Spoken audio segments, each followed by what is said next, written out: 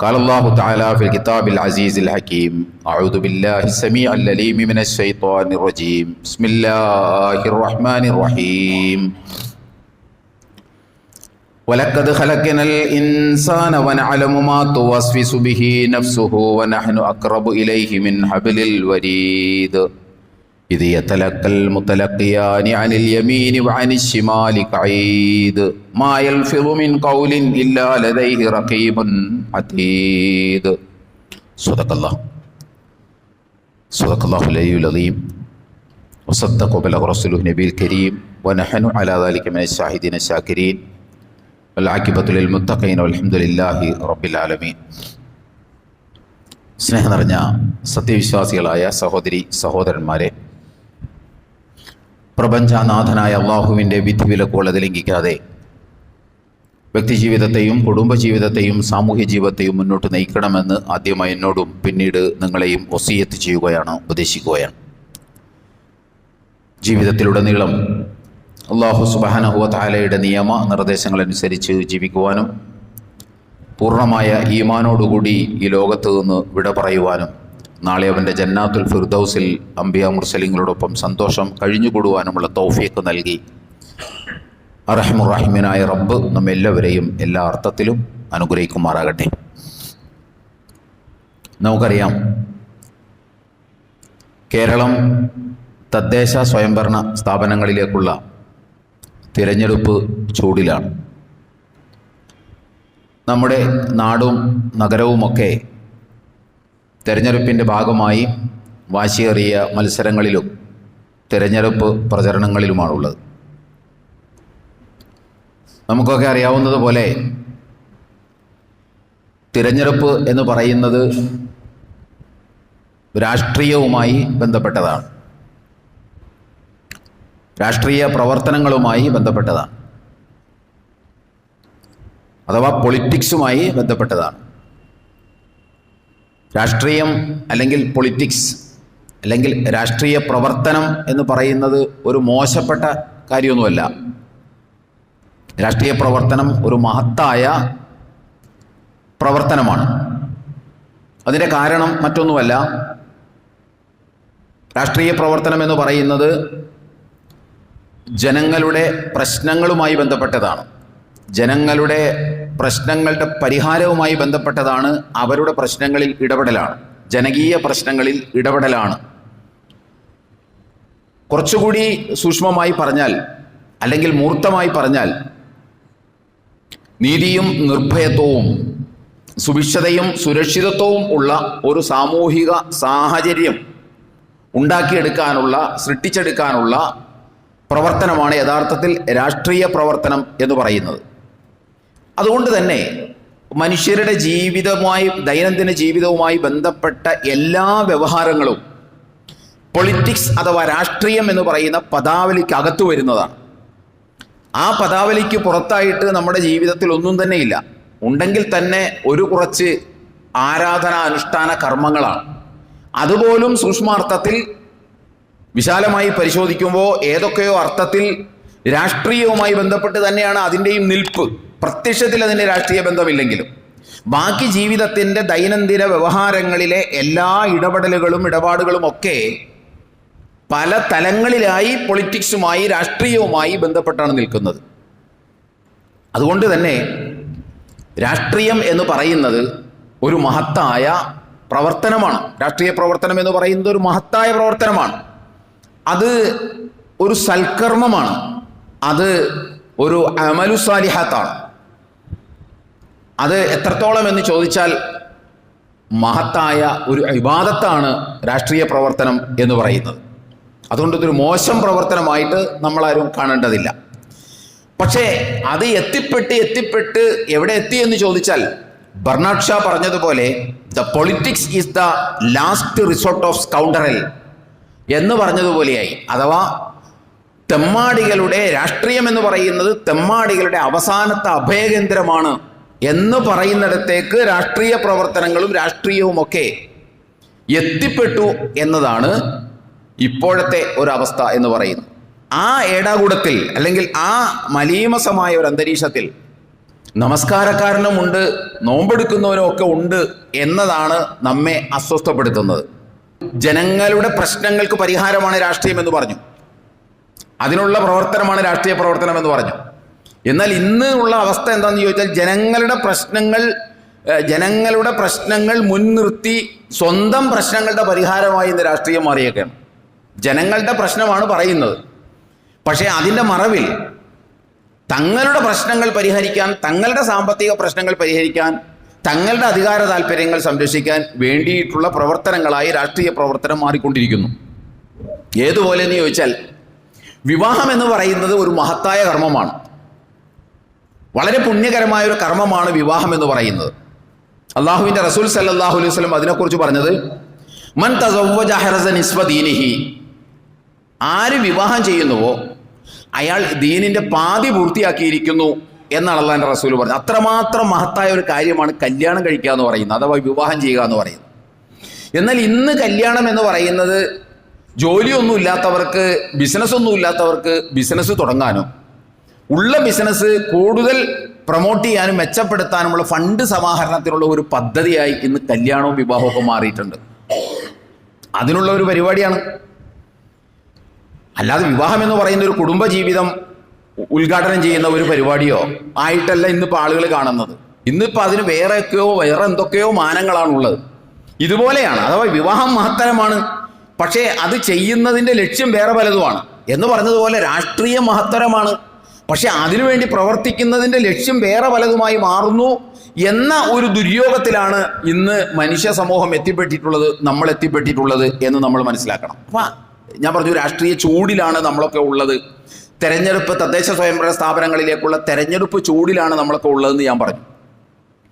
ഇതിൻ്റെ ഭാഗമായിട്ട് എന്തെല്ലാം നെറികേടുകളാണ് പ്രചരണത്തിൻ്റെ ഭാഗമായി. എന്ത് വന്നാലും തങ്ങൾക്ക് ജയിക്കണം, തങ്ങൾ നിർത്തിയിട്ടുള്ള സ്ഥാനാർത്ഥി ജയിക്കണം, തങ്ങളുടെ പാർട്ടിയുടെ സ്ഥാനാർത്ഥി ജയിക്കണം എന്ന ഒറ്റ ലക്ഷ്യത്തിലാണ് എല്ലാവരും പ്രവർത്തിക്കുന്നത്. അതിനുവേണ്ടി എന്ത് കൊള്ളരുതായ്മയും എന്ത് നെറികേടും എന്ത് തെമ്മാടിത്തരങ്ങളും ചെയ്യാൻ ആർക്കും മടിയില്ല എന്നുള്ളത് പോട്ടെ.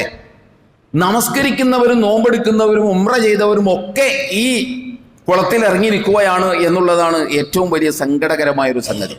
എന്തൊക്കെയാണ് നടക്കുന്നത്, എന്തെല്ലാം ചെയ്യുന്നത്, നിങ്ങളൊന്ന് ആലോചിച്ച് നോക്കി. ഒരു തെരഞ്ഞെടുപ്പ് പ്രവർത്തനവുമായി ബന്ധപ്പെട്ട്, പ്രത്യേകിച്ച് തദ്ദേശ സ്വയംഭരണ സ്ഥാപനങ്ങളിലേക്കുള്ള തെരഞ്ഞെടുപ്പൊക്കെ ആയിട്ട് ബന്ധപ്പെട്ട് നടക്കുന്ന കാര്യങ്ങൾ ഒന്ന് ചതി, ഭയങ്കര ചതിയാണ് ഇതിനകത്ത് നടക്കുന്നത്.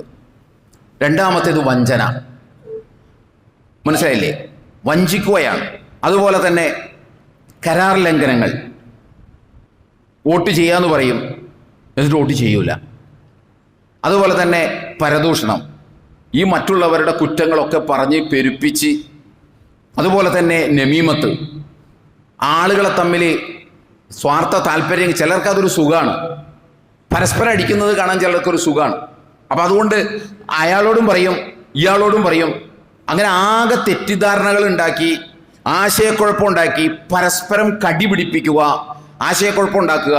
ഇതൊക്കെ ഈ പ്രവർത്തനങ്ങൾ നമ്മളിത് പറയുന്നത്, ഒന്നാമത് നമ്മൾ മനസ്സിലാക്കേണ്ടത്, നമ്മളിത് പറയുന്നത് പുറത്താരോടുമല്ല. നമ്മളിത് പറയുന്നത് നമസ്കരിക്കുന്നവരോടും നോമ്പ് പിടിക്കുന്നവരോടും ഹജ്ജ് ചെയ്തവരോടും ഉംറ ചെയ്തവരോടും 6, 5, 11 കാര്യം, അഥവാ ഇസ്ലാംകാരി ഈമാൻകാരി ഒക്കെ അംഗീകരിച്ച ആളുകളോടാണ് നമ്മളിത് സംസാരിക്കുന്നത് എന്ന് നമ്മൾ ഓരോരുത്തരും മനസ്സിലാക്കണം. അതുകൊണ്ട് അതിന് പ്രത്യേക പ്രാധാന്യമുണ്ട്. അതായത് പബ്ലിക് പ്രഭാഷണം അല്ലല്ലോ നമ്മൾ നടത്തുന്നത്. കൃത്യമായി നമസ്കരിക്കുകയും നോമ്പെടുക്കുകയും ഇസ്ലാം കാര്യത്തിൽ ഈമാൻ കാര്യത്തിലൊക്കെ വിശ്വസിക്കുന്ന ആളുകളോടാണ് നമ്മളീ പറയുന്നത്. അവർ ചെയ്യുന്ന പണിയാണ് നമ്മളീ പറയുന്നതും. അതുകൊണ്ട് ഇത് വേറെ ആരോ കുറിച്ചാണ് പറയുന്നത് എന്നൊന്നും നമ്മളാരും ധരിക്കേണ്ടതില്ല. ഇത് നമ്മളെക്കുറിച്ച് തന്നെയാണ് പറയുന്നത്. അപ്പോൾ ഇതൊക്കെ ഈ പറഞ്ഞ പണികളൊക്കെ ചെയ്യുന്നത് ഈ പറഞ്ഞ ആളുകളൊക്കെ തന്നെയാണ്. അതുപോലെ തന്നെ കപടനാവുക, കൂടെ ഇങ്ങനെ നടക്കുക, എന്നിട്ട് അയാൾക്കെതിരെ ചെയ്യുക, പ്രവർത്തിക്കുക. അതുപോലെ തന്നെ പച്ചക്കള്ളങ്ങൾ പറയുക. ഇത് നമ്മൾ സാധാരണ പറയാറില്ല, വായും മനസ്സും അറിയാത്ത, കുടിക്കണ വെള്ളത്തിൽ പോലും വിചാരിക്കാത്ത കാര്യങ്ങൾ പറയുക എന്ന് പറഞ്ഞാൽ ഇതുപോലെ പച്ചക്കള്ളങ്ങൾ പറഞ്ഞ് പ്രചരിപ്പിക്കുക. അതുപോലെ തന്നെ ഇതിൻ്റെ തുടക്ക പരിപാടി, ഒന്നാമത്തെ പരിപാടി എന്താണെന്ന് ചോദിച്ചാൽ വോട്ടർ പട്ടികയിൽ നിന്ന് തങ്ങൾക്ക് ചെയ്യാത്ത വോട്ടുകളൊക്കെ മാറ്റുക. ഇതൊക്കെയാണ് ഇവിടെ നടക്കുന്നത്. ഇപ്പം ഈ കഴിഞ്ഞ ദിവസം ഞാൻ ഒരാളായിട്ട് സംസാരിച്ചപ്പോൾ വളരെ പ്രധാനപ്പെട്ട പലരുടെയും വോട്ടില്ല. ഈ വോട്ടൊക്കെ ഉണ്ടായിരുന്നതാണ്. നമ്മൾക്ക് പിന്നെ ഈ വോട്ടിന്റെ പുറകെ ഒന്ന് നടക്കാൻ ഇതുണ്ടോ, എടുത്ത് ഏത് സമയത്താണ് ഇത് ഇവിടുന്ന് പിന്നെ സസ്പെൻഡ് ചെയ്യപ്പെടുന്നത് എന്നൊന്നും നമുക്ക് അന്വേഷിക്കാൻ താല്പര്യമില്ലാത്തത് കൊണ്ട് നമ്മൾ വോട്ടില്ല എന്ന് അറിയണത് ഈ തെരഞ്ഞെടുപ്പ് രംഗം അങ്ങോട്ട് ചൂട് പിടിക്കുമ്പോഴാണ് നമ്മളൊക്കെ വോട്ടില്ല എന്ന് അറിയുന്നത്. ബുദ്ധിമാനായ സ്ഥാനാർത്ഥിയാകാൻ ഉദ്ദേശിക്കുന്നവരും എന്താ ചെയ്യുന്നതെന്ന് ചോദിച്ചാൽ ഇത് വളരെ നേരത്തെ തന്നെ വെട്ടി മാറ്റിയിട്ടുണ്ടാവും, അപേക്ഷയൊക്കെ കൊടുത്ത് വെട്ടി മാറ്റിയിട്ടുണ്ടാവും. അപ്പൊ ഈ പണി തെരഞ്ഞെടുപ്പിന്റെ മുന്നോടിയായിട്ട് നടക്കുന്ന ആദ്യഘട്ട നെറികേടാണ് ഈ പറഞ്ഞത്. ഈ സ്ഥാനാർത്ഥികളടക്കം ചെയ്യുന്ന പരിപാടിയാണിത്. രണ്ടാം ഘട്ടത്തിലാണ് ബാക്കി ഞാൻ ഈ പറഞ്ഞ കാര്യങ്ങളൊക്കെ വരുന്നത്. അതുപോലെ തന്നെ അലയൻസ് ഉണ്ടാക്കും, എന്നിട്ട് വിശ്വാസവഞ്ചന ചെയ്യുക. ആ അലയൻസിൽ പറയുന്നത് പോലെ ഒന്ന് വോട്ട് ചെയ്യുകയോ പ്രവർത്തിക്കുകയോ ഒന്നും ചെയ്യൂല. ഞാൻ വീണ്ടും പറയുന്നു, ഇത് നമ്മൾ ദൈവനിഷേധികളെ കുറിച്ചോ അതല്ലെങ്കിൽ മറ്റാരെങ്കിലും കുറിച്ചോ ഒന്നും അല്ല നമ്മൾ പറയുന്നത്. ഒന്നാം തരം ദൈവവിശ്വാസികളെ കുറിച്ചും അതിൽ ഈ പറഞ്ഞ കോലത്തിലുള്ള ആളുകളൊക്കെ ചെയ്യുന്നതിനെ കുറിച്ചാണ് നമ്മൾ പറയുന്നത്. രണ്ടാമത്തേത് മദ്യം നൽകി വോട്ട് വാങ്ങുക. മദ്യം കൊടുത്തിട്ട് ആളുകളുടെ മൗലികാവകാശം വാങ്ങുക, വിലക്ക് വാങ്ങുക. അതുപോലെ തന്നെയാണ് പണം കൊടുത്ത് വോട്ട് വാങ്ങുക. അതുപോലെ തന്നെ ഗുരുതരമായൊരു സംഗതി, എതിർ സ്ഥാനാർത്ഥിയെ എന്ത് വില കൊടുത്തും തോൽപ്പിക്കുക എന്നതാണ് ലക്ഷ്യം. അതിനു വേണ്ടിയിട്ട് വോട്ടർമാരുടെ വീടാന്തരം കയറിയിറങ്ങിയിട്ടും ആ സ്ഥാനാർത്ഥി തീവ്രവാദിയാണ്, ആ സ്ഥാനാർത്ഥി തീവ്രവാദ സംഘടനയിലുള്ളതാണ്, ഈ സ്ഥാനാർത്ഥി വർഗീയവാദിയാണ് എന്നൊക്കെ പറയുന്ന ഒരു സുഹൃത്ത് എന്നോട് പറയാണ്, കഴിഞ്ഞ പ്രാവശ്യം ഇപ്പോൾ വോട്ടിന് നിൽക്കുന്ന ഒരു സഹോദരനെ കുറിച്ച് കഴിഞ്ഞ പ്രാവശ്യം മൂപ്പര് എന്നിട്ടും വീടുകളിൽ തീവ്രവാദ സംഘടനകളൊക്കെ ആയിട്ട് ബന്ധമുള്ള, തീവ്രവാദ സംഘടനയുമായി ബന്ധമുള്ള തീവ്രവാദി സ്വഭാവമുള്ള ആളാണെന്ന് പറഞ്ഞു. ഈ പ്രാവശ്യം ആവട്ടെ, ഇത് 5 കൊല്ലം മുമ്പ്, ഈ പ്രാവശ്യം ആവട്ടെ മൂപ്പർക്ക് വേണ്ടിയിട്ട് വോട്ട് പിടിക്കുന്ന മാനസികാവസ്ഥയിലാണുള്ളത്. ഇതാണ് നമ്മുടെ ഒക്കെ കോലം. നമ്മളൊന്ന് ആലോചിച്ച് നോക്കുക. കഴിഞ്ഞ പ്രാവശ്യം എന്ത് വില കൊടുത്ത് അദ്ദേഹത്തിനെ തോൽപ്പിക്കണമായിരുന്നു. അപ്പോൾ അദ്ദേഹം തീവ്രവാദ സംഘടനയുമായി ബന്ധപ്പെട്ടതാണെന്ന് പ്രചരിപ്പിച്ചു വീടുകളിൽ ചെന്ന്. ഈ പ്രാവശ്യം അദ്ദേഹത്തിൻ്റെ കൂടെയാണുള്ളത് മാനസികമായിട്ട്. അതുകൊണ്ട് ഈ പ്രാവശ്യം തിരിച്ചു പറയേണ്ടി വരുന്നൊരവസ്ഥയായി. ഇതൊക്കെ എന്തിൻ്റെ പേരിലാണ് നമ്മളിത് ചെയ്യുന്നത്? അതുപോലെ തന്നെ ഒന്ന് ആലോചിച്ച് നോക്കൂ. ചിലരെ സംബന്ധിച്ചിടത്തോളം ചിലർ തെരഞ്ഞെടുപ്പിനെ കാണുന്നത്, ഞാൻ പറയുന്ന അങ്ങനെയുള്ള ആളുകൾ ഈ കൂട്ടത്തിൽ പോലും ഉണ്ടാവുമെന്ന് ഞാൻ വിശ്വസിക്കുന്നത്. ചിലർ തെരഞ്ഞെടുപ്പിനെ കാണുന്നത് തെരഞ്ഞെടുപ്പായിട്ടല്ല, തനിക്കൊരാളോട് ഭയങ്കര വിരോധമുണ്ട്, ആ വിരോധം തീർക്കാൻ പറ്റിയ സാഹചര്യമാണ് ഇപ്പത് എന്നുള്ള നിലക്കാണ് രാഷ്ട്രീയത്തെ പോലും തെരഞ്ഞെടുപ്പ് പ്രവർത്തനത്തെ പോലും ചിലർ കാണുന്നത്. എനിക്ക് അവനോട് വിരോധമുണ്ട്, ആ വിരോധം തീർക്കാൻ എൻ്റെ കയ്യിൽ വേറെ മാർഗമൊന്നുമില്ല. അപ്പൊ കിട്ടിയ അവസരം എന്ന് പറയുന്നത് ഈ പ്രചരണ പ്രവർത്തനങ്ങളൊക്കെ ആയിട്ട് ബന്ധപ്പെട്ട് അവനെതിരെ തിരിയുക. ചിലപ്പോൾ പാർട്ടി പോലും വേറെ ആയിരിക്കും, സ്വന്തം പാർട്ടിക്കാരനായിരിക്കും അത്, പക്ഷെ എന്നാലും എനിക്ക് വേറെ വകയിൽ അവനോട് വിരോധമുണ്ട്. അപ്പൊ പാർട്ടി മാറി വോട്ട് ചെയ്താലും വേണ്ടില്ല, അവനെതിരെ വോട്ട് ചെയ്യണം എന്നുള്ള മാനസികാവസ്ഥയിലാണ് പലരും പോകുന്നത്. പിന്നെ നിങ്ങളൊന്ന് ആലോചിച്ച് നോക്കൂ, ഈ തെരഞ്ഞെടുപ്പോട് കൂടി ഒരുപാട് ബന്ധങ്ങൾ തകരും. അത് ഈ തെരഞ്ഞെടുപ്പോട് കൂടിയല്ല, ഈ തെരഞ്ഞെടുപ്പിന് പ്രത്യേകിച്ച് എന്തെങ്കിലും പ്രാധാന്യം ഉണ്ടായിട്ടല്ല, എല്ലാ തെരഞ്ഞെടുപ്പിലും ഇതൊക്കെ തന്നെയാണ്. സുഹൃത്ത് ബന്ധങ്ങൾ തകരും, അയൽപക്ക ബന്ധങ്ങൾ തകരും, കുടുംബ ബന്ധങ്ങൾ തകരും, രക്തബന്ധങ്ങൾ തകരും. രക്തബന്ധുക്കളാണ് പലയിടത്തും പരസ്പരം ഏറ്റുമുട്ടുന്നത്. ഒന്ന് ആലോചിച്ച് നോക്കണം. നമ്മൾ ഈ പറഞ്ഞ കോലത്തിൽ നിസ്കരിക്കുന്ന 6, 5, 11 കാര്യങ്ങളിലൊക്കെ വിശ്വസിക്കുന്ന ആളുകൾ ചെയ്യുന്ന പണിയാണ് ഈ പറഞ്ഞത്. ഇനിയും എനിക്കറിയാൻ പാടില്ലാത്ത, നിങ്ങൾക്കറിയാവുന്ന ഒരുപാട് കുതന്ത്രങ്ങളും നെറികേടുകളും ഒക്കെ ഇതിനെ പച്ച മലയാളത്തിൽ പറയുന്ന വാക്കുകളാണ് നെറികേടുകൾ, തെമ്മാടിത്തരങ്ങൾ, കൊള്ളരുതായ്മ എന്ന് പറയുന്നത് ഇതിനൊക്കെയാണ്. ഇതിനൊരു സത്യവിശ്വാസി ഒരു കാരണവശാലും കൂട്ടുനിൽക്കാൻ പാടില്ല. പരലോകത്തിൽ വിശ്വസിക്കുന്ന ഏകനായ അള്ളാഹുവിൽ, ദൈവത്തിൽ വിശ്വസിക്കുന്ന ഒരാൾ ഈ വക ഒരു പരിപാടിക്കും കൂട്ടുനിൽക്കാൻ പാടില്ല. നമ്മൾ എന്തിൻ്റെ പേരിലാണെങ്കിലും ഇതൊക്കെ പറയുമ്പോൾ ഒരുപക്ഷെ നമുക്ക് ഇതിനോടൊക്കെ ഒരുതരം പുച്ഛായിരിക്കും. പെട്ടെന്ന് മനസ്സിലേക്ക് കയറി വരിക, ഇങ്ങനെയൊക്കെ നോക്കിയപ്പോൾ തെരഞ്ഞെടുപ്പിൽ മത്സരിക്കാൻ പറ്റുമോ? ആകെ ഉള്ള ഒറ്റ ചോദ്യം അതാണ്. ഇങ്ങനെയൊക്കെ നോക്കിയാൽ തെരഞ്ഞെടുപ്പിൽ മത്സരിക്കാൻ പറ്റുമോ, ജയിക്കാൻ പറ്റുമോ എന്നൊക്കെയുള്ള ചോദ്യമാണ് പെട്ടെന്ന് വരിക. നമ്മൾ അവരോട് ചോദിക്കാനുള്ളത്, അല്ലെങ്കിൽ നമ്മുടെ മനസ്സിൽ, ഇപ്പം നിങ്ങളുടെ മനസ്സിൽ അങ്ങനെയുള്ള ചോദ്യങ്ങൾ വരുന്നുണ്ടെങ്കിൽ നമുക്ക് അവരോട് ചോദിക്കാനുള്ളത്, പിന്നെ ഇതൊക്കെ നോക്കേണ്ടത് എവിടെയാണ്? ഇതൊക്കെ നോക്കേണ്ടത് രാഷ്ട്രീയമല്ലാത്ത കാര്യങ്ങളിലാണ്. അവിടെ 2 ചോദ്യമുണ്ട്. രാഷ്ട്രീയമല്ലാത്ത ഏത് കാര്യം ഉള്ളത്? മനുഷ്യന് രാഷ്ട്രീയമല്ലാത്ത ഏത് കാര്യം ഉള്ളത്? അത് രാഷ്ട്രീയം എന്താണെന്ന് അറിയാൻ പാടാത്തത് കൊണ്ടാണ് നമ്മൾക്ക് ഈ രാഷ്ട്രീയം എന്ന് പറഞ്ഞ കൊടി പിടിക്കലാണ്, സിന്ദാബാദ് വിളിക്കലാണ് എന്നൊക്കെ തോന്നുന്നത്. വാട്ട് ഈസ് പൊളിറ്റിക്സ്, എന്താണ് പൊളിറ്റിക്സ് എന്ന് അറിയാത്തത് കൊണ്ടാണ്. രാഷ്ട്രീയവുമായി ബന്ധപ്പെട്ടാണ് മുഴുവൻ കാര്യങ്ങളും നിലകൊള്ളുന്നത്. അതുകൊണ്ട് രാഷ്ട്രീയത്തിൽ ഇത് പാടില്ല എന്ന് പറയുമ്പോൾ പിന്നെ ബാക്കിയുള്ള കാര്യങ്ങളിൽ, ഇനിയിപ്പോൾ രാഷ്ട്രീയം എന്ന് പറഞ്ഞാൽ വേറെ എന്തോ ഒരു സാധനമാണ്, ഇനി വേറെ പല കാര്യങ്ങളും ജീവിതത്തിലുണ്ട്, അവിടെയൊക്കെ നമ്മൾ സൂക്ഷ്മത ഇതാര് പറഞ്ഞാൽ അവിടെയൊക്കെ സൂക്ഷ്മത പാലിക്കണമെന്ന്?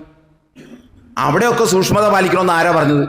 ഇവിടെ സൂക്ഷ്മത പാലിക്കണ്ടെന്നും ഇവിടെ തരം പോലെയൊക്കെ നിൽക്കാമെന്നും ബാക്കിയുള്ളിടത്തൊക്കെ സൂക്ഷ്മത പാലിക്കണം എന്ന് ആര് പറഞ്ഞു? അള്ളാഹ് പറഞ്ഞിട്ടില്ല, പടച്ചോൻ പറഞ്ഞിട്ടില്ല, അള്ളാന്റെ റസൂൽ പറഞ്ഞിട്ടില്ല. അള്ളാന്റെ റസൂലും അള്ളാഹുവും ഒക്കെ പറഞ്ഞത് എന്താണെന്ന് ചോദിച്ചാൽ, ജീവിതത്തിന്റെ മുഴുവൻ രംഗങ്ങളിലും നിങ്ങൾ ദൈവികമായ ശാസനങ്ങൾക്ക് വിധേയപ്പെടണം, ദൈവശാസനകൾക്ക് വിധേയപ്പെടണം. വിശുദ്ധ ഖുർആൻ പറഞ്ഞു, ഫത്തഖുല്ലാഹ മസ്തതഅതും വസ്മഉ വഅതിഉ വഅൻഫിഖു ഖൈറുൽ അൻഫുസിക്കും.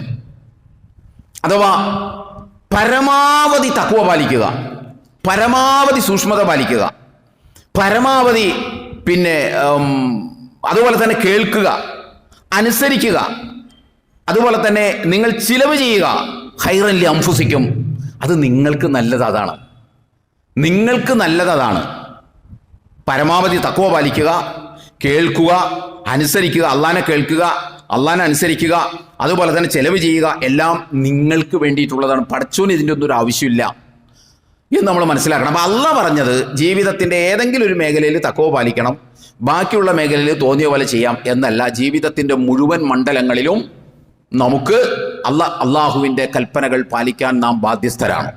ഇനി നമ്മളൊരു കാര്യം മനസ്സിലാക്കേണ്ടതേ, ഇങ്ങനെയൊക്കെ നോക്കിയപ്പോൾ തെരഞ്ഞെടുപ്പിൽ മത്സരിക്കാൻ പറ്റുമോ, ഇപ്പൊ ഇങ്ങനെയൊക്കെ നോക്കിയാൽ നടക്കുമോ എന്നൊക്കെ ഉള്ള ഒരു ശൈലി ഉണ്ടല്ലോ. ഇതത്ര നിസാരമായൊരു ശൈലിയല്ല, നിസാരമായൊരു വർത്തമാനമല്ല, ഇതത്ര നിരുപദ്രവകരമായ ഒരു വർത്തമാനമല്ല. ഇത് നമ്മുടെ ഈമാനിനെ ദുർബലപ്പെടുത്തുന്ന വർത്തമാനമാണ് എന്ന് നമ്മൾ മനസ്സിലാക്കണം. ഇപ്പോൾ ഇതൊക്കെ നോക്കിയാൽ നടക്കുമോ എന്ന ചോദ്യം ഒരു വിശ്വാസി ചോദിക്കുന്നുണ്ടെങ്കിൽ, ഒരു വിശ്വാസിയുടെ മനസ്സിൽ ഉയരുന്നുണ്ടെങ്കിൽ, അത് ഒരു നിരുപദ്രവകരമായ, നിഷ്കളങ്കമായ, പരിക്കില്ലാത്ത, ഗൗരവമില്ലാത്ത, നിസാരമായ ഒരു തോന്നലാണ്, ഒരു ചോദ്യമാണ് എന്ന് നമ്മളാരും വിചാരിക്കരുത്. ഇത് ഇങ്ങനെ നിന്ന് ഒരാൾ വിളിച്ചു പറയുമ്പോൾ നിങ്ങളുടെ പ്രത്യക്ഷത്തിലുള്ള ചോദ്യം അയാളോടാണെങ്കിലും ആ ചോദ്യം യഥാർത്ഥത്തിൽ ചെന്ന് തറയ്ക്കുന്നത് പടച്ച തമ്പുരാനിലാണ്, പടച്ച തമ്പുരാനിലാണ്. നമുക്കത് തോന്നണില്ല. ഈ ഖുർആനികമായ നിർദ്ദേശങ്ങളെക്കുറിച്ച് പറയുമ്പോൾ നിങ്ങൾ ചോദിക്കുന്ന എന്നോടായിരിക്കും, അല്ലെങ്കിൽ നിങ്ങളോട് പറയുന്ന മറ്റൊരാളോടായിരിക്കും ചോദിക്കുക, ഇപ്പൊ ഇങ്ങനെയൊക്കെ നോക്കിയാൽ നടക്കുമെന്ന്. യഥാർത്ഥത്തിൽ ഈ ചോദ്യം അയാളോടല്ല, യഥാർത്ഥത്തിൽ ഈ ചോദ്യം പ്രപഞ്ചനാഥനായ സർവേശ്വരനോടാണ്, അള്ളാഹുവിനോടാണ്, ദൈവത്തോടാണ്. ആ അള്ളാഹുവിനോട് ഇങ്ങനെ ചോദിക്കുക. എങ്ങനെ ചോദിക്കുക? ഇതിപ്പോ ഇങ്ങനെയൊക്കെ നോക്കിയാൽ നടക്കുമോ, അഥവാ ഈ മേഖലയിൽ നടക്കില്ല എന്ന് പറഞ്ഞ അക്ഷരാർത്ഥത്തിൽ ഖുർആൻ പറഞ്ഞതുപോലെ അതുഅല്ലിമൂനല്ലാഹ ബിദീനിക്കും, നിങ്ങൾ അള്ളാനെ നിങ്ങളുടെ ദീൻ പഠിപ്പിക്കുകയാണോ? വളരെ ചോദ്യം പ്രസക്തമല്ലേ? നിങ്ങൾ അള്ളാന്റെ ദീൻ പഠിപ്പിക്കുകയാണോ? എവിടെയൊക്കെയാണ് ദൈവിക കൽപ്പനകൾ നോക്കേണ്ടത്, എവിടെയൊക്കെയാണ് നോക്കേണ്ടാത്തതെന്ന് നമ്മൾ അള്ളാഹിനോട് പറയണം. അതാണല്ലോ ഖുർആൻ ചോദിച്ച ചോദ്യമാണ് ചിലരോട്. അല്ല, ഒരു കാര്യം ചോദിച്ചോട്ടെ, നിങ്ങൾ അള്ളാനെ നിങ്ങളുടെ ദീൻ, അള്ളാഹ് ഒരു ദീൻ പറയുമ്പോൾ നിങ്ങൾ അള്ളാനെ നിങ്ങളുടെ ദീൻ പഠിപ്പിക്കുകയാണോ എന്നുള്ള ചോദിക്കുകയാണ്. ഈ ചോദ്യം നമ്മുടെ നേരെ വരികയാണ്. നിങ്ങൾ എന്താണ് ഇതൊക്കെ പറഞ്ഞുകൊണ്ട് അള്ളാനെ എന്നെ ദീൻ പഠിപ്പിക്കുകയാണ് നിങ്ങൾ എന്നല്ല ചോദിക്കുന്നത്. നമ്മളൊന്ന് ആലോചിച്ച് നോക്കൂ. ഇനി ഒരു കാര്യം നമ്മളൊന്ന് ചിന്തിച്ചു നോക്കൂ. അഥവാ അള്ളാഹു സുബ്ഹാനഹു വ തആല ഇപ്പോൾ ഇറങ്ങി വന്നിട്ട് നമ്മളോട് നമ്മൾ നാളെ എത്തിപ്പെടാൻ പോകുന്ന പരലോകം ചൂണ്ടിക്കാണിച്ചതിന് ശേഷം അള്ളാഹു സുബ്ഹാനഹു വ തആല പറയാണ്, നിങ്ങൾ രാഷ്ട്രീയത്തിലടക്കം എൻ്റെ ശാസനകൾ, എൻ്റെ കൽപ്പനകൾ നിങ്ങൾ അനുസരിക്കണം, ദൈവിക മൂല്യങ്ങൾ നിങ്ങൾ അനുസരിക്കണം എന്ന് അള്ളാഹ് ഇറങ്ങി വന്നതിന് ശേഷം പരലോകം ചൂണ്ടിയിട്ട് നമ്മളോട് പറഞ്ഞാൽ, അപ്പം നമ്മൾ അള്ളാഹിനോട് ചോദിക്കുമോ, അല്ല അള്ളാഹ് അങ്ങെന്തായി പറയുന്നത്, എങ്ങനെയാണ് എല്ലാ രംഗത്തും നമ്മൾ അതനുസരിക്കുക, രാഷ്ട്രീയ രംഗത്ത് അത് പറ്റൂല എന്ന് നമ്മൾ പറയുമോ? ഇല്ലല്ലോ. നമ്മൾ പറയൂലേ അനുസരിച്ചൊക്കെ പടച്ചോനെന്ന്. എന്തുകൊണ്ടാണ് പറയുന്നത്? ഇതെന്തിൻ്റെ പ്രശ്നമാണെന്ന് അറിയാം? അൾട്ടിമേറ്റ്ലി ഇത് ബോധ്യത്തിൻ്റെ പ്രശ്നമാണ്. ഇത് ബോധ്യത്തിൻ്റെ പ്രശ്നമാണ്. ഇത് പടച്ചവനെ കുറിച്ചുള്ള ബോധ്യത്തിൻ്റെ പ്രശ്നമാണ്, പരലോകത്തിനെ കുറിച്ചുള്ള ബോധ്യത്തിൻ്റെ പ്രശ്നമാണ്. അല്ലെങ്കിൽ നമ്മൾ അങ്ങനെ ചോദിക്കില്ല. ബോധ്യം ഉണ്ടെങ്കിൽ നമ്മൾ ആരും ചോദിക്കില്ല. ഇപ്പൊ ഇങ്ങനെയൊക്കെ നോക്കിയാൽ നടക്കുമെന്ന് ചോദിക്കുന്നവൻ യഥാർത്ഥത്തിൽ എങ്ങനെയോ കളത്തിൽ നിന്ന് പുറത്തു പോകുന്നുണ്ട്, അവൻ അറിയുന്നില്ല. ഈ ചോദ്യം അള്ളാഹിനോടാണ് എന്ന് പറഞ്ഞാൽ, അള്ളാഹിനെ ഞാൻ പഠിപ്പിച്ചു തരാം, ഇങ്ങനെയൊന്നുമല്ല നിയമം പറയേണ്ടത്, രാഷ്ട്രീയത്തിൽ താങ്കൾ അങ്ങ് ഈ പറയുന്ന നിയമമൊന്നും അംഗീകരിക്കാൻ പറ്റില്ല എന്ന് പറയുന്നത് കളത്തിൽ നിന്ന് പുറത്തോട്ട് പോകുന്ന ഒരു പരിപാടിയാണ്. കേൾക്കുന്നവനും പറയുന്നവനും വലിയ ഗൗരവമായിട്ട് കണ്ടെന്നിരിക്കില്ല. അല്ലെങ്കിൽ അതിപ്പോൾ അങ്ങനെയൊക്കെ പറഞ്ഞാൽ എങ്ങനെയാന്നൊക്കെ ചോദിച്ചു മറുപടി ആയിരിക്കും ഉണ്ടാവുക. അതിനപ്പുറത്ത് സംഭവിക്കുന്നത് ഇതാണ് എന്ന് നമ്മൾ ഓരോരുത്തരും മനസ്സിലാക്കണം. അതുകൊണ്ട് ഇത്തരം നെറികേടുകൾക്ക് നമ്മൾ ഒരു കാരണവശാലും കൂട്ടുനിൽക്കരുത്. നമുക്ക് അള്ളാഹുവിൽ ഭയമുണ്ടെങ്കിൽ, ദൈവത്തെ നമ്മൾ ഭയക്കുന്നുണ്ടെങ്കിൽ, പരലോകത്തെ നമ്മൾ അഭിമുഖീകരിക്കും എന്ന് വിചാരിക്കുന്നുണ്ടെങ്കിൽ, നമ്മൾ ഇത്തരം നെറികേടുകൾക്ക് അവനവൻ്റെ ആളുകൾ പറഞ്ഞാൽ പോലും നമ്മൾ കൂട്ടുനിൽക്കരുത്. നമുക്ക് പറ്റിയ ഒരു പണിയല്ല. പലരുടെയും ഒരുപക്ഷെ ന്യായം എന്താണെന്ന് ചോദിച്ചാൽ, തെരഞ്ഞെടുപ്പ് എന്ന് പറഞ്ഞാൽ ഒരു പോരാട്ടമാണ്. ശരിയാണ്, പോരാട്ടമാണ്. ശക്തമായ പോരാട്ടമാണ് തെരഞ്ഞെടുപ്പ് എന്ന് പറഞ്ഞാൽ. ശക്തമായ പോരാട്ടമാണ്. ആ പോരാട്ടത്തിൽ തങ്ങളുടെ ലക്ഷ്യം തങ്ങളുടെ എതിർ സ്ഥാനാർത്ഥിയെ എങ്ങനെയെങ്കിലും പരാജയപ്പെടുത്തുക എന്നുള്ളതാണ്. അതിനിപ്പോൾ ചിലപ്പോൾ ഇതൊക്കെ ചെയ്യേണ്ടി വരും എന്നതാണല്ലോ. അങ്ങനെയാണെങ്കിൽ വിശുദ്ധ ഖുർആനിൽ 2-ാം അധ്യായം സൂറത്തുൽ ബഖറയിൽ അല്ലാഹു സുബ്ഹാനഹു വ തആല പറയുന്നു, വഖാതിലൂ ഫീ സബീലില്ലാഹി അല്ലദീന യുഖാതിലൂനകും വലാ തഅ്തദൂ ഇന്നല്ലാഹ ലാ യുഹിബ്ബുൽ മുഅ്തദീൻ. വഖാതിലൂ, നിങ്ങൾ യുദ്ധം ചെയ്തു കൊള്ളുക. രാഷ്ട്രീയ പോരാട്ടമല്ല, വാളെടുത്തുകൊണ്ടുള്ള യുദ്ധം. നിങ്ങൾ യുദ്ധം ചെയ്തു കൊള്ളുക നിങ്ങളോട് യുദ്ധം ചെയ്യുന്നവരോട്. വഖാതിലൂ ഫീ സബീലില്ലാഹ്, അല്ലാഹുവിന്റെ മാർഗത്തിൽ നിങ്ങൾ യുദ്ധം ചെയ്യുക. ആരോട്? മുസ്ലിങ്ങളല്ലാത്തവരോടല്ല, നിങ്ങളോട് യുദ്ധം ചെയ്യുന്നവരോട് നിങ്ങൾ യുദ്ധം ചെയ്യുക. എന്നിട്ട് പ്രപഞ്ചത്തിന്റെ നാഥൻ പറഞ്ഞു, വലാ തഅ്തദൂ, അതിരുകൾ ലംഘിക്കരുത്. ഇന്നല്ലാഹ ലാ യുഹിബ്ബുൽ മുഅ്തദീൻ, അതിര് ലംഘിക്കുന്നവരെ അള്ളാഹു ഇഷ്ടപ്പെടില്ല. ഇത് ഏത് കാര്യത്തിലാ? കൊടിതോരണങ്ങളും കൊടി പിടിച്ചുകൊണ്ടുള്ള സിന്ദാബാദ് വിളിച്ചുകൊണ്ടുള്ള മുനിസിപ്പാലിറ്റിയിലേക്കുള്ള പഞ്ചായത്തിലേക്കുള്ള തെരഞ്ഞെടുപ്പിന്റെ കാര്യത്തിലല്ല, കഴുത്തിന് നേരെ വാളോങ്ങുമ്പോഴുള്ള സന്ദർഭത്തിലാണ് ഇത് പറയുന്നത്. ശത്രു തൻ്റെ കഴുത്തിന് നേരെ വാളോങ്ങുമ്പോൾ അത്തരമൊരു ഘട്ടത്തിൽ പോലും, അത് വളരെ ക്രിട്ടിക്കലായിട്ടുള്ള ഒരു സിറ്റുവേഷൻ അല്ലേ, ആ സന്ദർഭത്തിൽ പോലും അല്ലാഹു സുബ്ഹാനഹു വ തആല എന്താ പറഞ്ഞത്? പ്രവാചകനോട് പറഞ്ഞത് എന്താ? ഇത് ആദ്യം പറയുന്നത് പ്രവാചകനോടാണല്ലോ. അബൂബക്കർ സിദ്ദീഖിനോട് പറഞ്ഞത് എന്താ? ഉമറുൽ ഫാറൂഖിനോട് പറഞ്ഞത് എന്താ? സത്യവിശ്വാസികളായ സഹാബികളോട് പറഞ്ഞത് എന്താ? വലാ തഅ്തദൂ, നിങ്ങൾ അതിരുകൾ ലംഘിക്കരുത്. ഇന്നല്ലാഹ ലാ യുഹിബ്ബുൽ മുഅ്തദീൻ, അതിരുകൾ ലംഘിക്കുന്നവരെ അള്ളാഹു ഇഷ്ടപ്പെടില്ല. ജീവൻ പണയം വെച്ചുകൊണ്ടുള്ള ഒരു പോരാട്ട മുഖത്തു പോലും ദൈവികമായ അതിരുകൾ പാലിക്കണമെന്നുണ്ടെങ്കിൽ പിന്നെ തെരഞ്ഞെടുപ്പിൽ അത് പാലിക്കാൻ പറ്റില്ല എന്ന് ഖുർആൻ അംഗീകരിക്കുന്ന, പടച്ചവൻ അംഗീകരിക്കുന്ന ഒരു സത്യവിശ്വാസി എങ്ങനെയാണ് ചോദിക്കുന്നത്?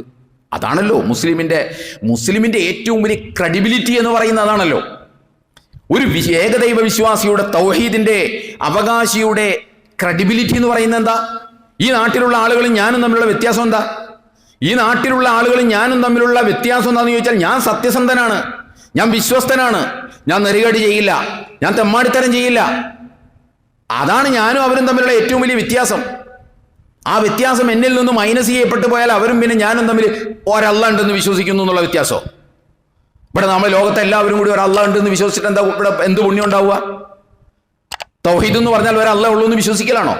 അല്ലെങ്കിൽ അല്ല ഏകനാണെന്ന് വിശ്വസിക്കലാണോ? നമ്മൾ പലഘട്ടം പറഞ്ഞു പോയതാണല്ലോ. അതല്ല, തൗഹീദിൽ പരലോകത്തിൽ വിശ്വസിക്കുന്നവൻ അവന് ഭയപ്പെടുന്നു എന്നതാണ്. ആ ഭയപ്പെടുന്നു എന്നതുകൊണ്ട് അവൻ നെറികേട് ചെയ്യില്ല. എവിടെയും അനീതി കാണിക്കില്ല. എവിടെയും കളവ് ചതിക്കില്ല. കരാറ് വെച്ചാൽ കരാറ് പാലിക്കും, ചതിക്കില്ല. നിങ്ങളൊന്ന് ആലോചിക്കണം. ഇമാം മുസ്ലിം അദ്ദേഹത്തിന്റെ സ്വഹീഹിൽ യുദ്ധം എന്ന് പറയുന്ന അധ്യായത്തിൽ കരാർ പാലനം എന്ന സബ് ടൈറ്റിലിന്റെ താഴെ ഒരു ഹദീസ് ഉദ്ധരിച്ചിട്ടുണ്ട്. ഹുദൈഫത്തുൽ യമാനി റളിയല്ലാഹു തആല അൻഹുവിൽ നിന്നാണ് ഹദീസ് ഉദ്ധരിക്കപ്പെടുന്നത്. അദ്ദേഹം പറയുകയാണ്, ബദർ യുദ്ധത്തിൽ എനിക്കും എൻ്റെ പിതാവിനും പങ്കെടുക്കാൻ കഴിയാതെ പോയത്, ഇസ്ലാമിക ചരിത്രത്തിലെ ഏറ്റവും സുപ്രധാനമായ യുദ്ധമാണ് ബദർ യുദ്ധം. ബദർ യുദ്ധത്തിൽ എണ്ണം പറഞ്ഞ ആളുകളാണ് ഉണ്ടായത്. വെറും 313 പേരെന്നാണല്ലോ നമ്മൾ പറയാറുള്ളത്. മറുപക്ഷത്ത് 1000-ലേറെ പേരുണ്ടായിരുന്നു. എല്ലാ സൗകര്യങ്ങളും. ബദർ യുദ്ധത്തിൽ നമുക്ക് സത്യവിശ്വാസത്തിന്റെ പക്ഷത്ത് ആളുകളില്ല, ഉള്ള ആളുകൾക്ക് ആയുധങ്ങളില്ല, അവരെ പോലെയുള്ള കുതിരകളോ സംവിധാനങ്ങളോ ഇല്ല.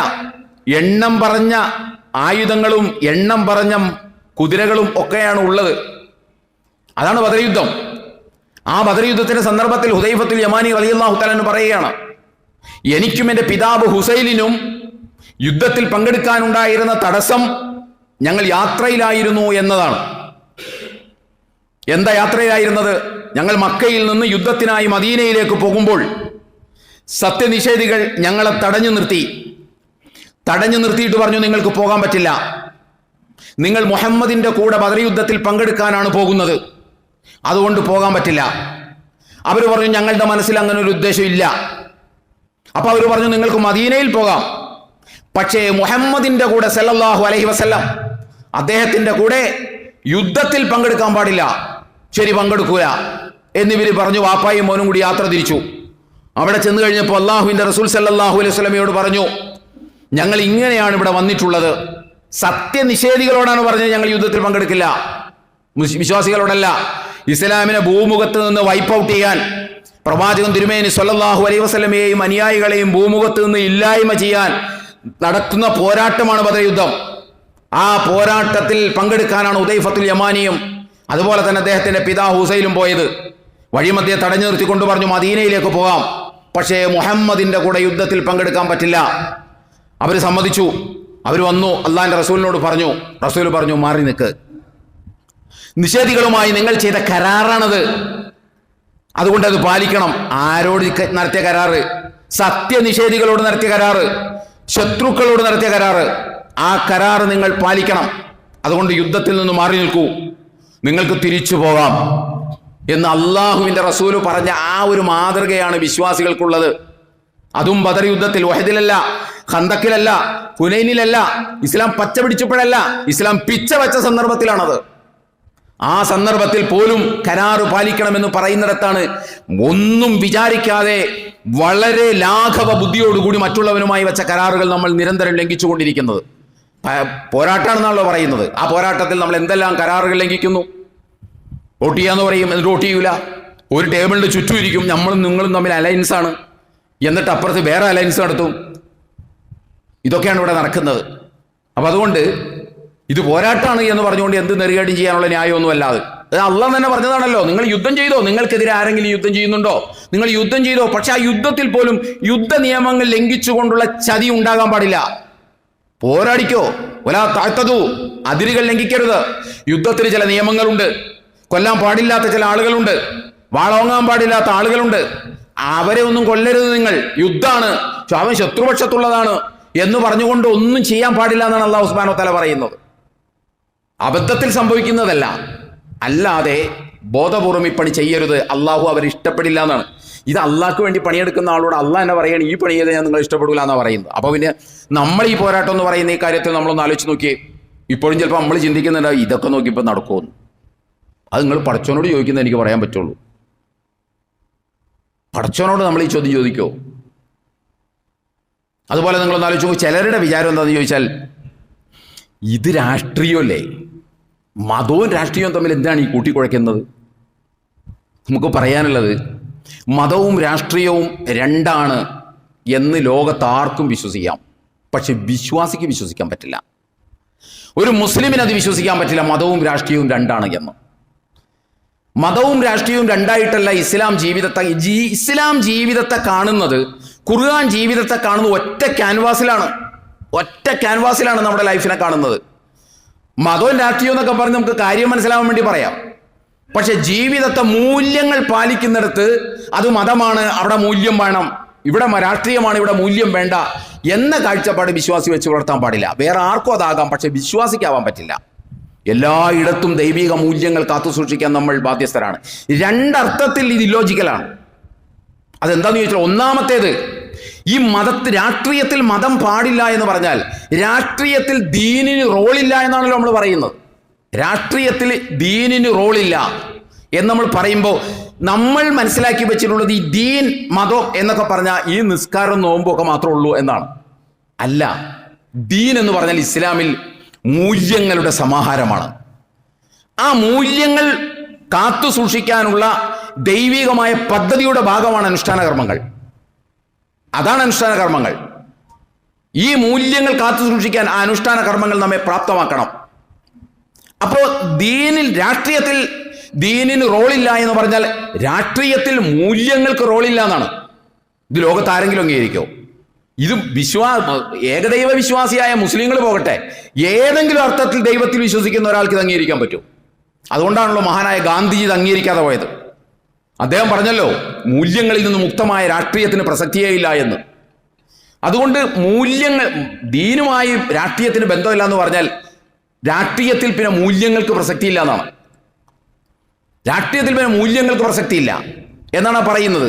അത് ആർക്ക് അംഗീകരിക്കാൻ കഴിഞ്ഞാലും ഒരു വിശ്വാസിക്ക് അംഗീകരിക്കാൻ കഴിയില്ല. രാഷ്ട്രീയത്തിലും മൂല്യങ്ങൾ പാലിക്കണം. അതാണ് വിശ്വാസിയുടെ രാഷ്ട്രീയത്തിന്റെ ക്രെഡിബിലിറ്റി. അതാണ് വിശ്വാസിയുടെ രാഷ്ട്രീയത്തിന്റെ പ്രത്യേകത, വ്യതിരക്തത. അതാണ് നമ്മൾ മനസ്സിലാക്കേണ്ടത്. യുദ്ധത്തിൽ അങ്ങനെയാണെങ്കിൽ പിന്നെ ബാക്കിയുള്ളവർക്ക് അങ്ങനെ ആവണമല്ലോ. അപ്പൊ ഈ രാഷ്ട്രീയം എന്ന് പറയുന്നത് മതത്തിൽ നിന്ന് മുക്തമായ ഒന്നല്ല. എല്ലാം കൂടി ചേർന്നത് മൂല്യങ്ങൾ അംഗീകരിക്കലാണ് യഥാർത്ഥത്തിൽ മതം അംഗീകരിക്കുക എന്ന് പറഞ്ഞാൽ. മതം അംഗീകരിക്കുക എന്ന് പറഞ്ഞാൽ മൂല്യങ്ങൾ അംഗീകരിക്കുക എന്നാണ്, ധാർമ്മിക മൂല്യങ്ങൾ അംഗീകരിക്കുക എന്നതാണ്. ഇനി രണ്ടാമത്, ആരും അംഗീകരിക്കില്ല എന്ന് ഞാൻ പറഞ്ഞല്ലോ. ഇനി ഇസ്ലാമിനെ സംബന്ധിച്ചിടത്തോളം നമ്മളൊന്ന് ആലോചിച്ച് നോക്കി, ഈ ധാർമ്മിക മൂല്യങ്ങൾ ആരുടേതാണ്? ഈ ധാർമ്മിക മൂല്യങ്ങൾ ദൈവികമാണെന്നാണ് നമ്മൾ വിശ്വസിക്കുന്നത്, അള്ളാഹുവിങ്കൽ നിന്നുള്ളതാണെന്നാണ് വിശ്വസിക്കുന്നത്. അള്ളാഹുവിൻ്റെ ദൈവികമായ മൂല്യങ്ങൾക്ക് രാഷ്ട്രീയത്തിൽ പ്രവേശനമില്ല എന്ന് പറഞ്ഞാൽ, നിങ്ങൾ ആരെങ്കിലും പറഞ്ഞാൽ, ഞാൻ പറയുന്നു ആ നിമിഷം അവൻ ഇസ്ലാമിൽ നിന്ന് പുറത്തു പോകും. അത്രയും ഗൗരവമുള്ളതാണത്. കാരണം എന്താണെന്ന് ചോദിച്ചാൽ, രാഷ്ട്രീയത്തിലേക്ക് പ്രപഞ്ചനാഥന്റെ മൂല്യങ്ങൾക്ക് പ്രവേശനമില്ല എന്ന് പറഞ്ഞാൽ രാഷ്ട്രീയത്തിലേക്ക് ദൈവത്തിന് പ്രവേശനമില്ല എന്നാണ് പറയുന്നത്. ആരാ പറയുന്നത്? നമ്മളാണ് അള്ളാഹുവിന്, പ്രപഞ്ചനാഥന് അവൻ്റെ എല്ലാ ഔദാര്യങ്ങളും അനുഭവിച്ചതിന് ശേഷം പ്രവേശനത്തിന് നിയന്ത്രണം വയ്ക്കുന്നത്, അതിരുകൾ നിശ്ചയിക്കുന്നത്.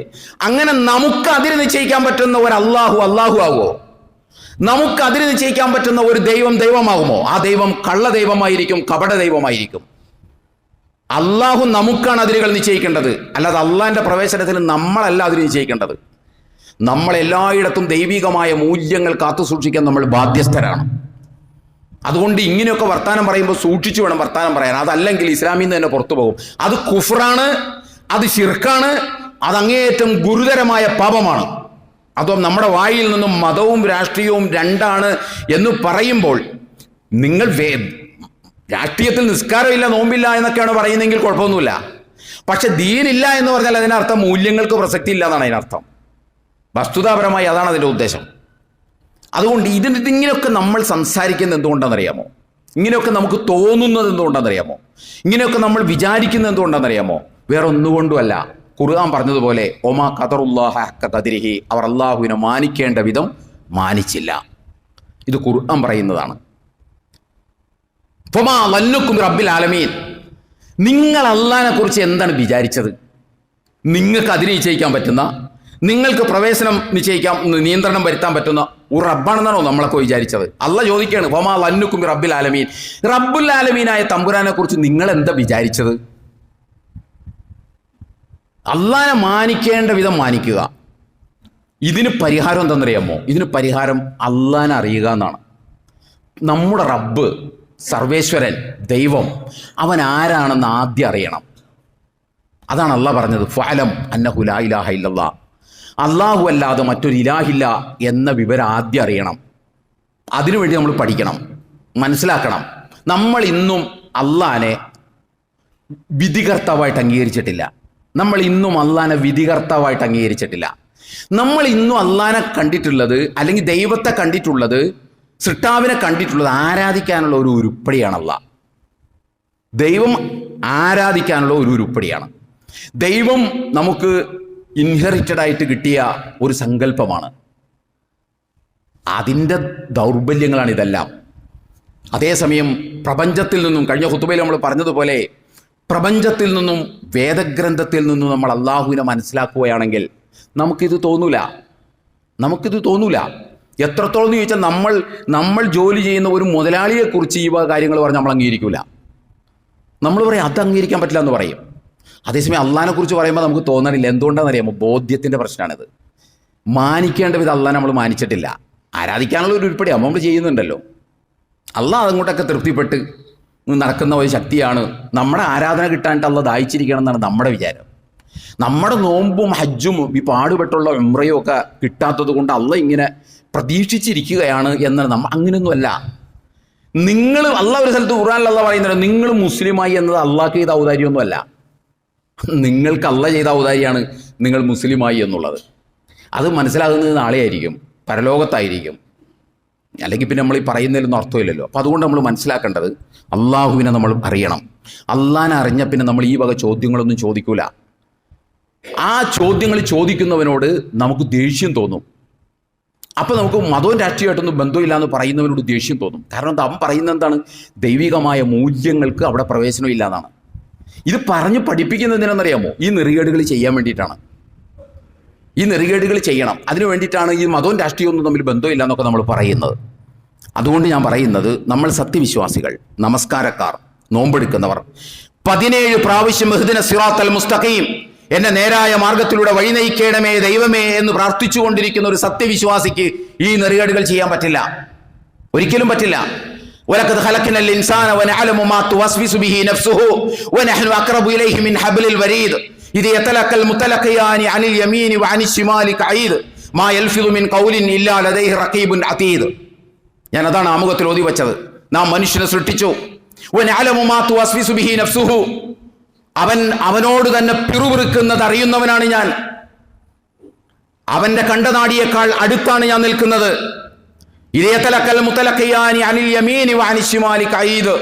നിന്റെ ഇടവും വലവും ഇരുന്ന് നീ പറയുന്ന മുഴുവൻ വാക്കുകളും രേഖപ്പെടുത്തുന്ന ഉദ്യോഗസ്ഥന്മാരെ ഞാൻ നിശ്ചയിച്ചിട്ടുണ്ട്. റഖീബുൻ അതീദ് എന്ന് പറയുന്ന ആ എഴുത്തുകാർ രേഖപ്പെടുത്തപ്പെടാതെ നീ പറയുന്ന ഒരു വാക്കുപോലും കടന്നു പോകുന്നില്ല എന്ന് അള്ളാഹു പറയുന്നിടത്ത്, മതത്തിൽ പറയുന്ന വാക്കുകൾ, രാഷ്ട്രീയത്തിൽ പറയുന്ന വാക്കുകൾ, കലയിൽ പറയുന്ന വാക്കുകൾ എന്നൊന്നും എവിടെയും ഒരു ഡിസ്ക്രിമിനേഷൻ ഇല്ല. there is no any separation. ഒരു വ്യതിരക്തതയും വ്യത്യാസവും ഇല്ല. അവിടെ എല്ലാം കൂടി പെട്ടതാണ്. നീ രാഷ്ട്രീയത്തിൽ നിന്ന് നെറികേട് പറഞ്ഞാലും അത് രേഖപ്പെടുത്തപ്പെടും, നീ പള്ളിയിൽ നിന്ന് നെറികേട് പറഞ്ഞാലും അത് രേഖപ്പെടുത്തപ്പെടും. അത് ഒരു പേജിന്റെ പള്ളിയിൽ നിന്ന് പറയുന്നത് ഒരു പേപ്പറിലും, രാഷ്ട്രീയത്തിൽ നിന്ന് പറയുന്നത് അതിന്റെ പുറകിൽ ഏതെങ്കിലും ഒരു മൂലക്കിലും കുറിച്ചിട്ടല്ല ചെയ്യുന്നത്. എല്ലാം രേഖപ്പെടുത്തപ്പെടും എന്ന് അല്ലാഹു സുബ്ഹാനഹു വ തആല പറയുന്നു. അതുപോലെ തന്നെ അല്ലാഹു പറയുന്നു, വലാ തഖ്ഫു മാ ലൈസ ലക ബിഹി ഇൽമുൻ, നിനക്കറിയാത്തതിന്റെ പുറകിൽ നീ പോകരുത്.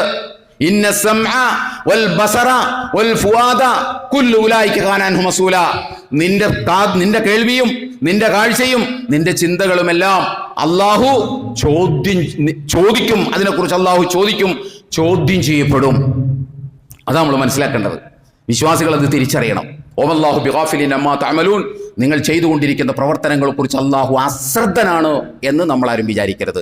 അതുകൊണ്ട് എനിക്ക് പറയാനുള്ളത്, പിന്നെ തിരഞ്ഞെടുപ്പ് ഒരു പോരാട്ടമാണ്. തിരഞ്ഞെടുപ്പിൽ തന്ത്രങ്ങളാകാം, പക്ഷേ നെറികേടുകളും തെമ്മാടിത്തരങ്ങളുമാകരുത്. നിങ്ങളെ സൃഷ്ടിച്ച നാഥൻ അശ്രദ്ധനാണ് എന്ന് നമ്മളാരും വിചാരിക്കരുത്. അതുകൊണ്ട് തന്ത്രങ്ങളാകാം, പക്ഷെ നെറികേടും തെമ്മാടിത്തരവും കൊള്ളരുതായ്മയും നമ്മൾ ചെയ്യരുത്. പ്രത്യേകിച്ച് ഇഹ്ദിന സിറാത്തൽ മുസ്തഖീം, എന്നെ നേരായ മാർഗത്തിലൂടെ നയിക്കണമേ എന്ന് 17 പ്രാവശ്യം പറയുന്ന ഒരു സത്യവിശ്വാസിക്ക് ബോധപൂർവം ഇതെങ്ങനെ ചെയ്യാൻ കഴിയും എന്ന് നമ്മൾ ആലോചിക്കണം. അതുകൊണ്ട് നമ്മളാരും ധരിക്കരുത് നമസ്കാരം, നമ്മുടെ ആരാധനാകർമ്മങ്ങൾ നെറികേടുകളിൽ നിന്ന് മുക്തമാകാനുള്ളതാണ്. നമ്മുടെ ആരാധനാകർമ്മങ്ങൾ നെറികേടുകൾക്ക് പ്രായശ്ചിത്തമാണ് എന്ന് നമ്മൾ വിചാരിക്കരുത്. നമ്മുടെ ആരാധനാകർമ്മങ്ങൾ നെറികേടുകളിൽ നിന്ന് മുക്തമാകാൻ നമ്മെ പ്രേരിപ്പിക്കണം, പ്രാപ്തമാക്കണം. അല്ലാതെ നമ്മുടെ ആരാധനാകർമ്മങ്ങൾ ചെയ്തു കൂട്ടുന്ന മുഴുവൻ നെറികേടുകൾക്കും പ്രായശ്ചിത്തമാകും, പരിഹാരമാകും എന്ന് നമ്മൾ വ്യാമോഹിക്കരുത്. ലൈസ ബി അമാനിയക്കും, നിങ്ങളുടെ വ്യാമോഹങ്ങൾ പോലെ എല്ലാ കാര്യങ്ങളിലും അല്ലാഹു സുബ്ഹാനഹു വ തആല പറയുന്നു. ഇത് നമ്മുടെ ജീവിതത്തിൽ ഒരു മാർഗ്ഗരേഖയായിട്ട് എൻ്റെയും നിങ്ങളുടെയും ജീവിതത്തിൽ ഉണ്ടാകണം. അല്ലാഹു സുബ്ഹാനഹു വ തആല നമ്മെ അനുഗ്രഹിക്കുമാറാകട്ടെ. വന്നുപോയ വീഴ്ചകൾ പടച്ചതമ്പുരാൻ നമുക്ക് പുറത്തു മാപ്പാക്കി തരുമാറാകട്ടെ. നമ്മളിൽ നിന്ന് മരണപ്പെട്ടു പോയ ആളുകൾക്ക് അല്ലാഹു മഗ്ഫിറത്തും റഹ്മത്തും നൽകി അനുഗ്രഹിക്കുമാറാകട്ടെ. നമ്മുടെ തൊട്ടടുത്ത ആശുപത്രി രോഗികളായി കഴിയുന്ന ആളുകൾക്ക് അല്ലാഹു ആശ്വാസം നൽകി അനുഗ്രഹിക്കുമാറാകട്ടെ. അഖൂലു ഖൗലി ഹാദാ വസ്തഗ്ഫിറുല്ലാഹ ലി വലക്കും വലിജമീഇൽ മുസ്ലിമീന വൽ മുഅ്മിനീന അജ്മഈൻ വസ്തഗ്ഫിറുഹു ഇന്നഹു ഹുവൽ ഗഫൂറുർ റഹീം.